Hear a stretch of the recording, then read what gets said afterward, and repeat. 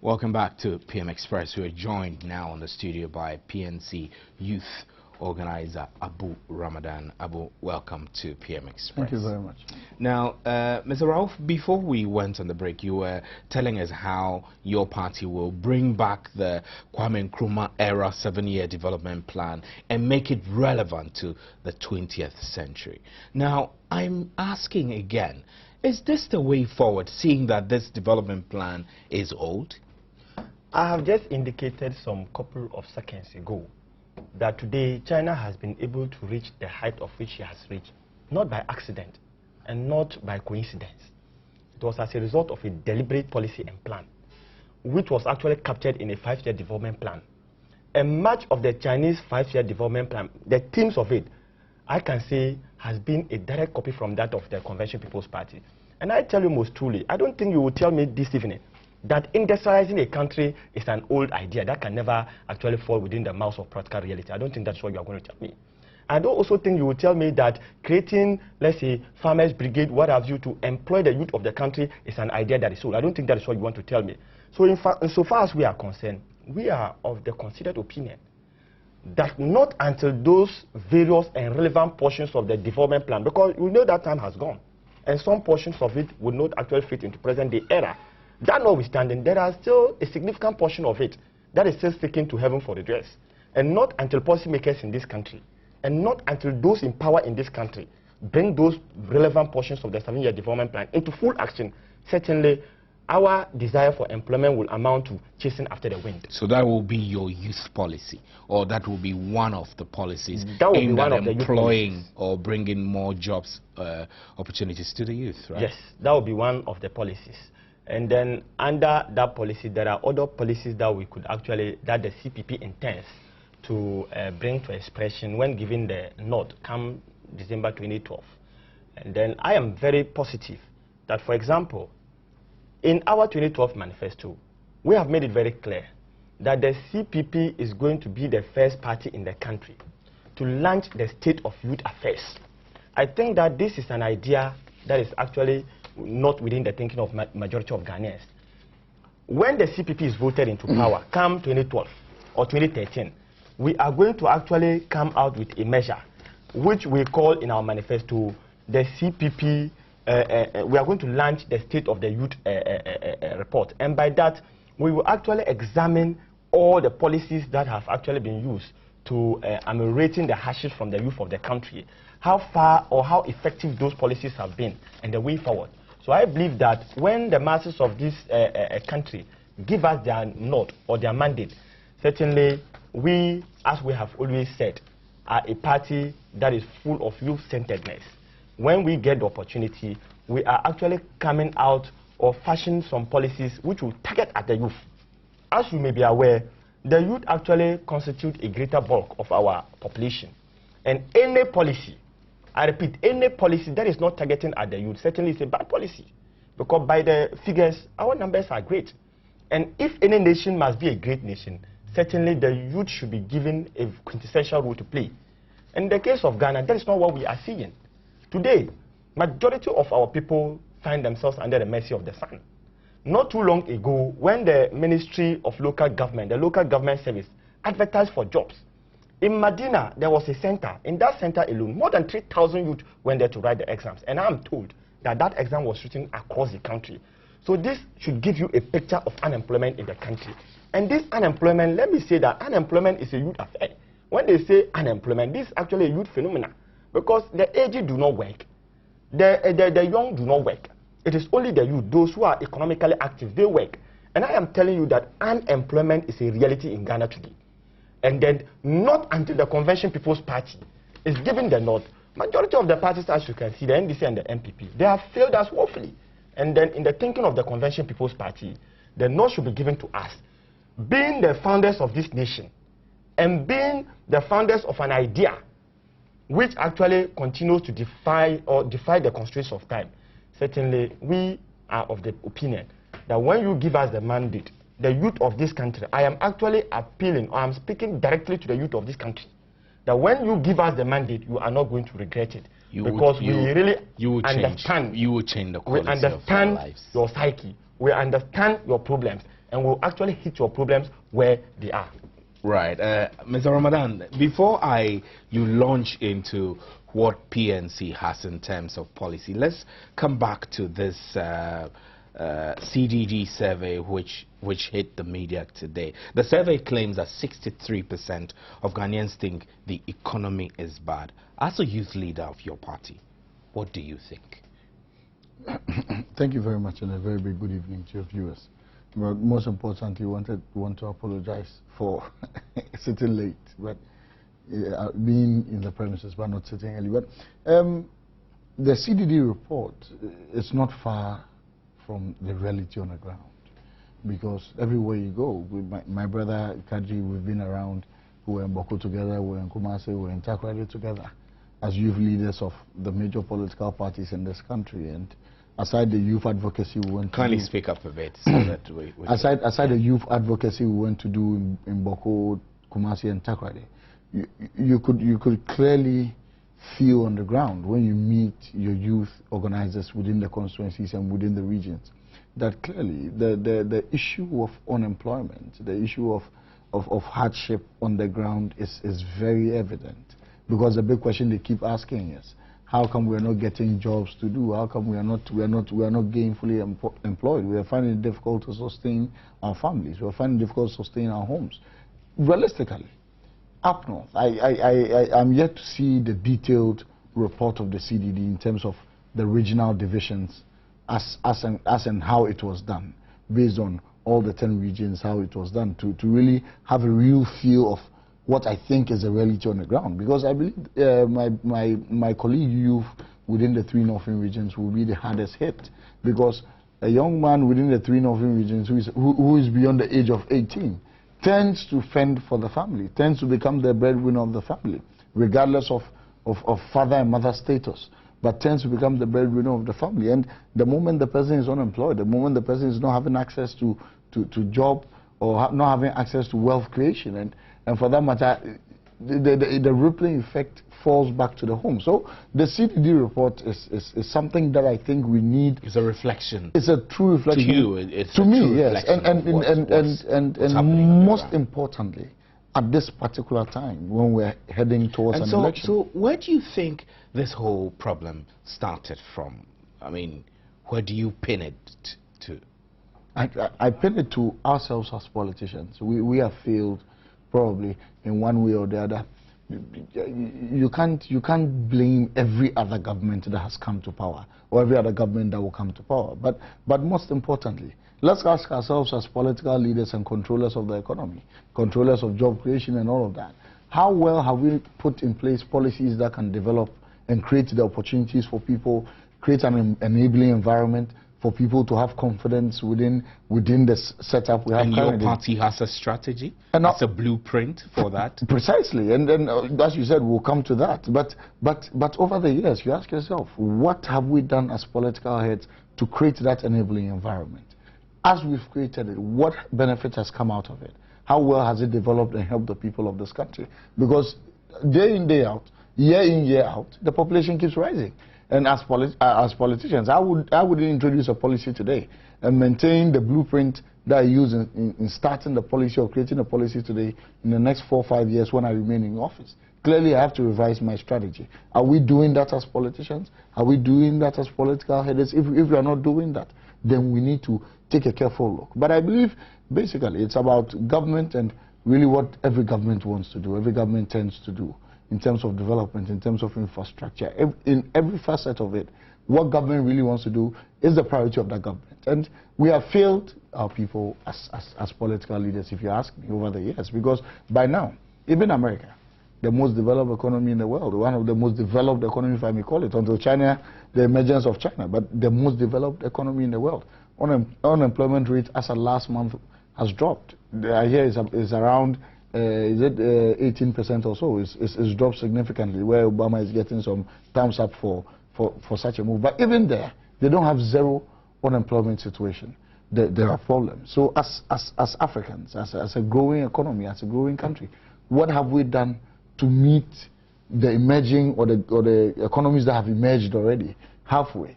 Have we done enough as a people? Clearly not. And the PNC So is tell me, providing Mr. Ramadan, when, if, I should say if, your party gets the nod to form the next government, what will be your priorities? Will it be economy? Will it be education? Will it be health? What will you use as the key indicators to change the key indicators for us is infrastructural development. So you will put infrastructural development ahead of education, for example? You should allow me to finish. Infrastructural development, agricultural development. If I talk about infrastructure, it cuts across. Infrastructure has to do with education, it has to do with health, it has to do with every facet of life, and it deals with every area as you want it to deal with. So infrastructure is one major policy we're looking at as a party, to make sure that infrastructural development will raise it from the level it is now and probably hit. What exactly in infrastructure would you be focusing on? I mean, let's try to pin it down to specifics so that we can say that, for example, you focus on building roads through the agricultural sectors, you focus on developing good schools. I mean, what in particular about infrastructure would be your focus as a PNC? The three areas: health, education, and roads. The three areas: health, education, and roads. Alongside, we would be looking at bringing along the housing issue. But if health, we improve the health infrastructure of this country, we improve the education infrastructure. As much as we expand the schools, as much as we expand and open up more, put in more resources into educational infrastructures, we open or tend up. Because today, when schools, our brothers and sisters finish writing their BEC, there's a competition as to who gets admission into the so-called first-class schools. The first-class schools are limited because of infrastructure. They can't what's it called? They can't admit more than they have infrastructure-wise. If we're able to expand such infrastructures, as the arrangement has been, the creation of model institutions in every district, we're looking at expanding those model institutions, and not only creating model institutions, but the existing institutions within districts that have reputation, helping them to also grow and have wider scope as in terms of admitting students, and creating new senior high schools in all over the districts. We're looking at creating one secondary school in every district within a period of 2 years. That is a priority for the PNC government. That we believe that creating or establishing a new senior high school in every district all over the country. A new senior high school in every district. Within the first 2 years. Within the first 2 years. That will be how many schools you're hoping to build? Over 230. Over 230. Making sure that, because Ghana, as we stand today, the resources that are made available to us. And how are you going to fund that? That's what I was coming to, the resources that are available to us currently. How do we intend to use our resources as a country? How do we intend to maximize the little we have to make it work?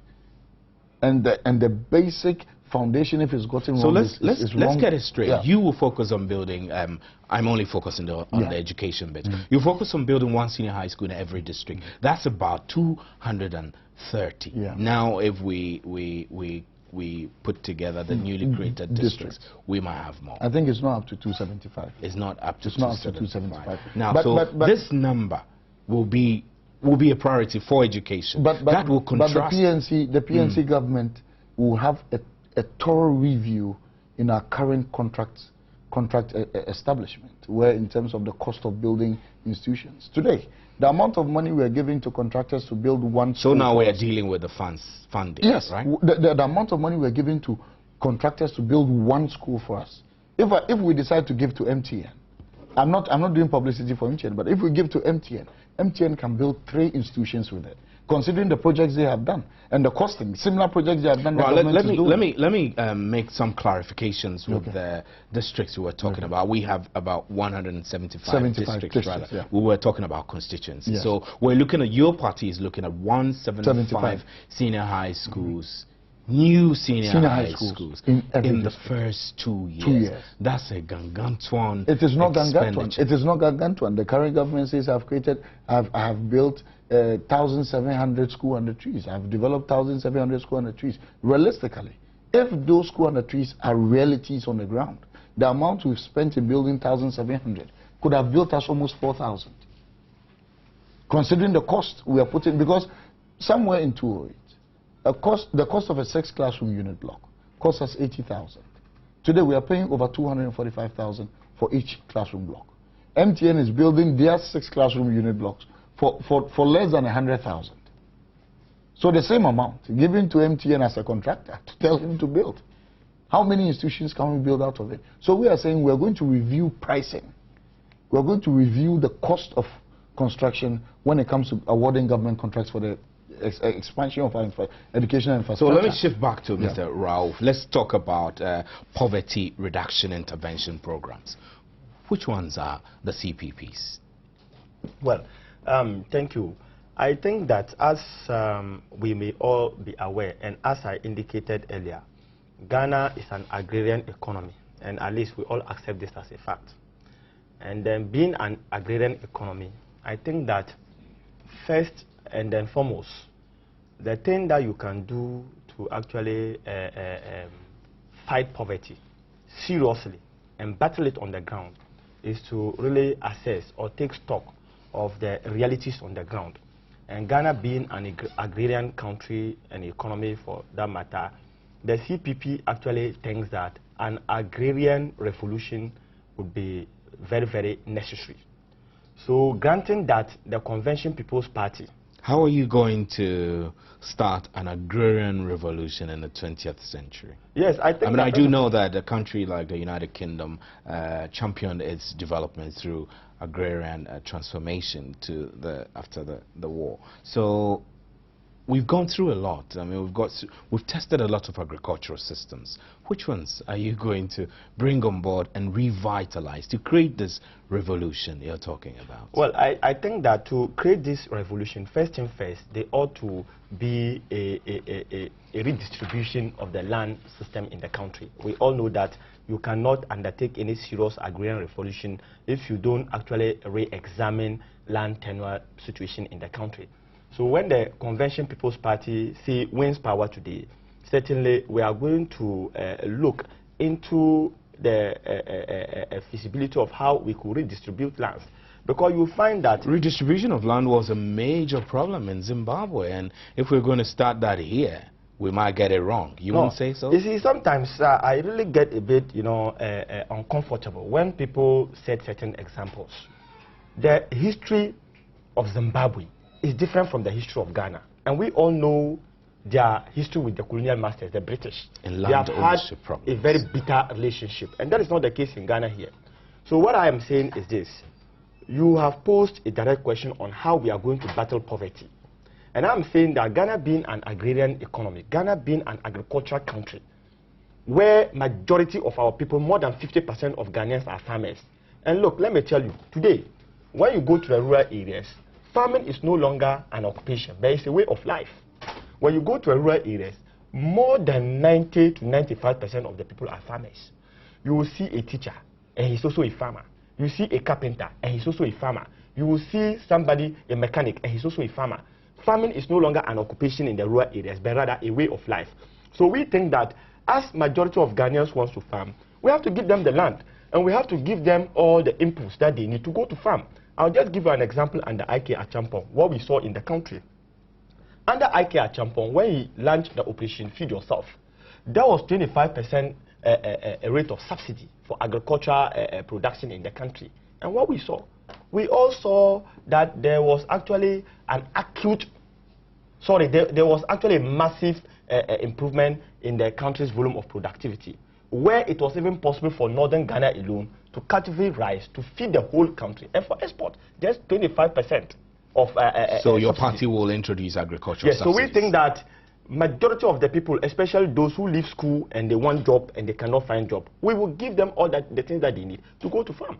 We will get them the lands, we will irrigate the lands, we will actually give them the farm inputs, and then they can begin to earn income for themselves. They can engage themselves in the farm. We know that the biggest problem that faces agriculture in our country has got to do with the unreliability of rainfall pattern. We think that irrigating our lands will not be a bad idea, because we know that the whole of Africa, the lands that have so far been irrigated in Africa are less than 2%. So a Convention People's Party in government would ensure that agriculture is given a maximum attention. And we are very convinced in our minds that if we give agriculture the kind of attention that it deserves, certainly it is going to fight poverty among people, especially in the rural areas. We all know that poverty is much more endemic in the rural areas.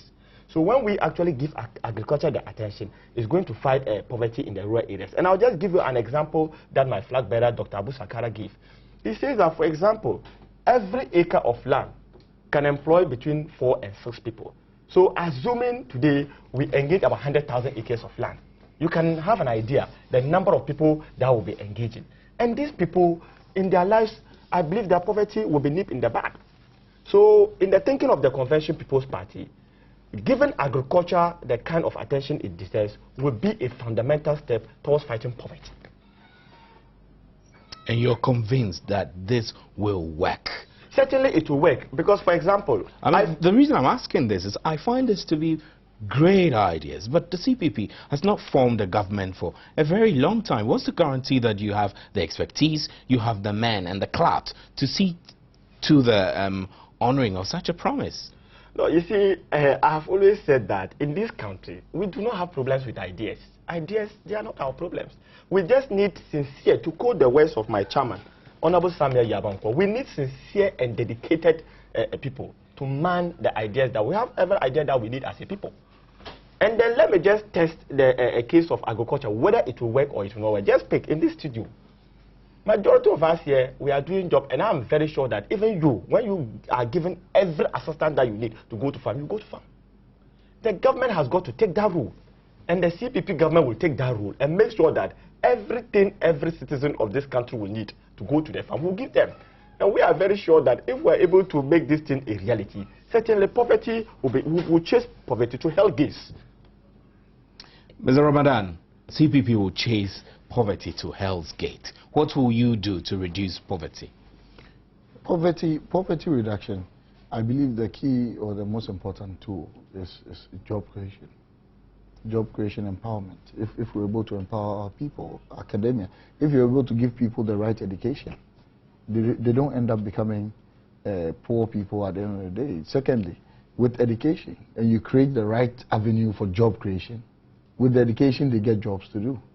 So these are the two principles. But quickly, government today says government rolls out program to bridge poverty gap. The government national social protection strategy that is set to provide mechanisms for protection of persons living in situations of extreme poverty. This is the first time I'm hearing this. But this is targeted. I mean, it's targeted at people living in extreme poverty situations. Extreme poverty situations, and laughable of it. Government tells us that this program has been in existence for how many months? 3 months. Government has been running this program for 3 months. And has catered for 6 months. For 6 months, and has catered for 25,000 people have been affected by this program. And government has spent a total of 1.9 million Ghana cedis in this program, affecting the lives of 25,000 people. The details of how the scheme is being run is not given, but even on the face value of it, it means each Ghanaian who benefited from this program is being given 76 Ghana cedis per head. 76 Ghana cedis multiplied by 25,000 should give you 1.9 million exactly. How well does 76 Ghana cedis help to alleviate? What would your party do? What the PNC is proposing is encouraging people, opening up, as I said, infrastructure in terms of education, and making sure that we create the right avenue. The same way in terms of infrastructure, we're looking at doing a massive infrastructural, what's it called, a revolution, where we'll see agricultural revolution, infrastructure revolution. Yeah. We'll take a break, short break, and we'll continue when we return.